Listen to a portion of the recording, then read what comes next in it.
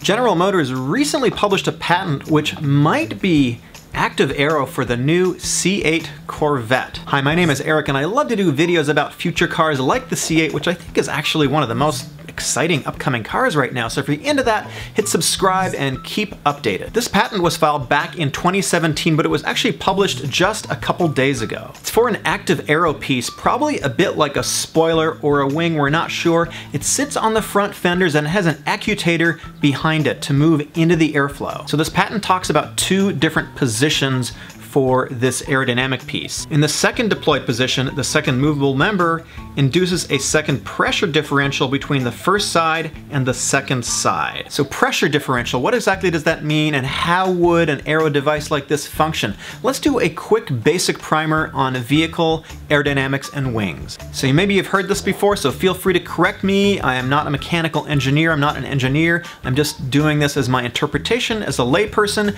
and I've done a bunch of research on this. This information comes from two sources.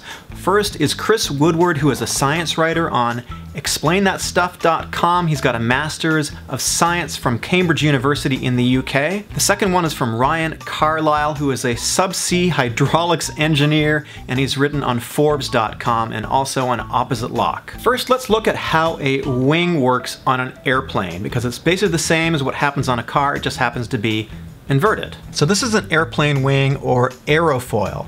What happens is that as air hits the front edge, the leading edge of the wing, it is split between the top and the bottom side of the wing. And as it flows over the top side of the wing, it has less pressure. And as it flows under the bottom side of the wing, the pressure is increased. So why is that? So let's think about it. When air flows under the bottom side of the wing, you're actually jamming up the air molecules into a smaller space, so that's higher pressure. On the opposite side, on the top side of the wing, the air is being forced into a larger space, so the same number of molecules are going to take up a larger amount of space, and that's going to cause lower pressure. And so what happens is you have a pressure differential between the top side of the wing and the bottom side of the wing, and that causes lift. There's pressure on the bottom side of the wing pushing the wing up, and on the top side you've got a little bit of a vacuum and that's pulling it up as well. Now as the air is coming down off the back side of the wing, it's also being, from both sides, being forced downwards. And so that's a secondary mechanism that causes lift. Now what also happens is there is some turbulence that happens in this area as well. And that is, the turbulence causes a bit of drag. Drag has the effect of slowing down the airplane to some degree. Now let's look at what happens on a car when this aerofoil is inverted. That's really the primary difference. So in this case, as the air flows underneath the wing, you're going to have a lower pressure zone that's being formed. And as it moves over the top side of the wing, you've got a higher pressure zone. So it's really just the reverse. The higher pressure on the top and the lower pressure on the bottom is a pressure differential. That's going to have the effect of pushing the wing downwards or downforce.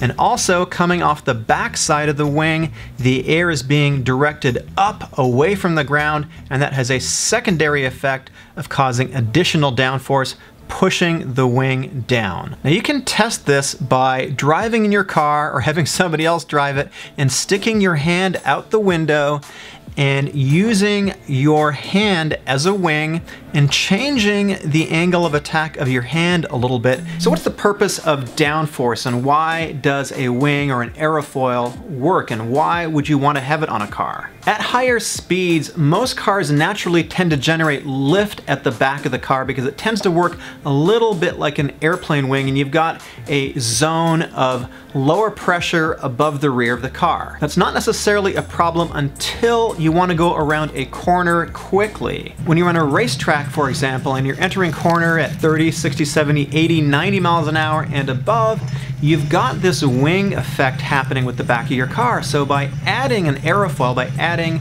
a wing, what's going to happen is you're going to increase downforce on the tires on the back, the rear tires, which are used to generate traction. So you're going to be able to power down and apply power coming out of an exit more easily. You're going to have more traction there, more downforce on the rear tires. That is the main function of a wing on a car. Now, wings are all about compromise. When you add a wing, you're also increasing the drag on a car as well. So by adding that downforce, it's not without compromise. You're going to slow down the car to some degree too, so it's always about compromise. You notice in race cars they have active wings so that on a straight, the wing is going to be a little bit flatter so that it decreases the amount of drag, and as you come into a corner, you're going to increase the amount of drag, but also the amount of downforce on the tires. Let's get back to the active Aero. And by the way, I have a Patreon, and what that gives you is early access to my videos. It gives you more access to me with a private chat every single month.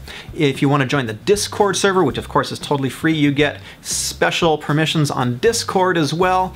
And I'm just going to put a link for all that down below. And by the way, just hit my Instagram up if you want to chat with me too. That's an easy way to get in touch with me. So this active Aero. General Motors is saying that this active Aero is going to serve two separate functions. So what I understand from reading this patent, and I looked at the entire patent, it may or may not be an aerofoil design. It may just be little flaps that pop out, and those are really more like spoilers.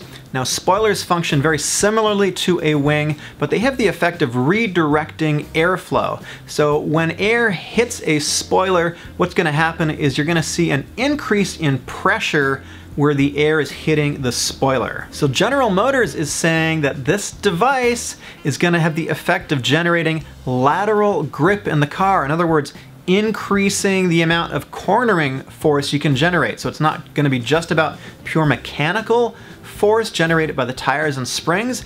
There's going to be some aero effect as well. As an example, one respective movable member may be deployed to provide additional lateral force. A second movable member may be deployed together to increase drag on both the first side and second side in response to a braking request. So why would you want to do this? What's the advantage? Obviously, it's going to be mechanically complicated. Notably, the lateral force generated as a result of deployment of the first movable member is independent of any downforce effects through the vehicle tires. Advantageously, the lateral force may be thereby generated without necessitating changes to vehicle springs. So what they're saying essentially is that you're going to be able to get additional cornering without increasing the spring rate, and that's going to result in a better ride. There's a number of different ways that you can increase the lateral force, in other words, cornering ability of a vehicle. So what a stiffer spring does is that during a mid-corner, you need to be able to increase the effective spring rate of the whole system. So that's going to include the springs,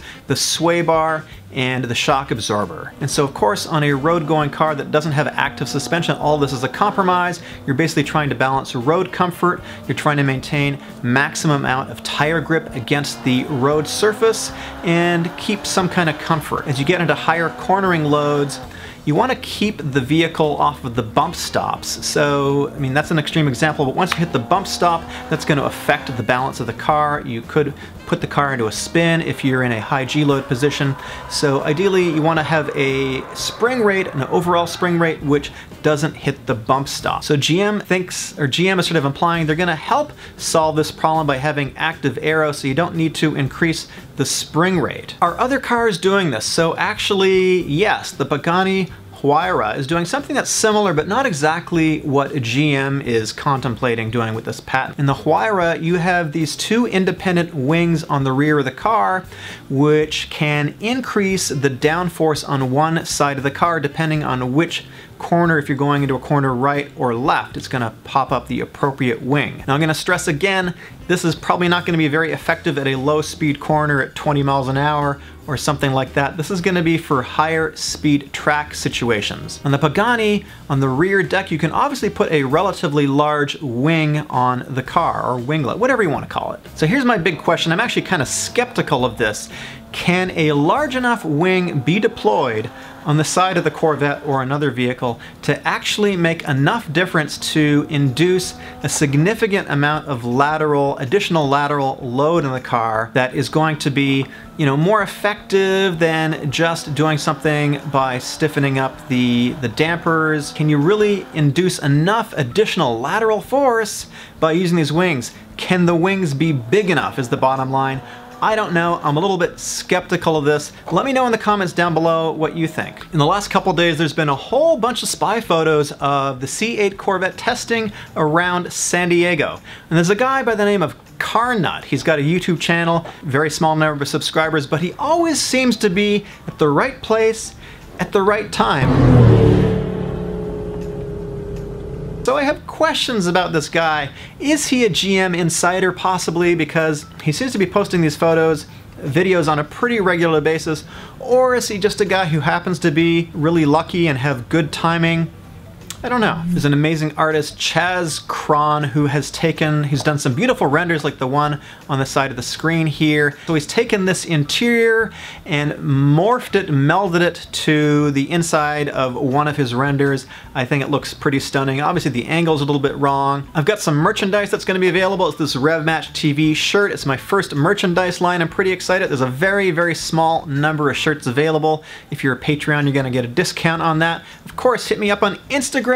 Subscribe if you like these videos. I'll see you in the next one. I need to thank my patrons who make this so much better. I really appreciate all the support. We're building an amazing community. Furious Grommel, Real Six, Squirrel Pope, Lars Agerbach, Linchester, Jason Townsend, and if you're at the higher level, if you're at the track time level of $50 or more, guys, message me on Patreon. We have a monthly call coming up and I don't have a date for it yet, so just message me there.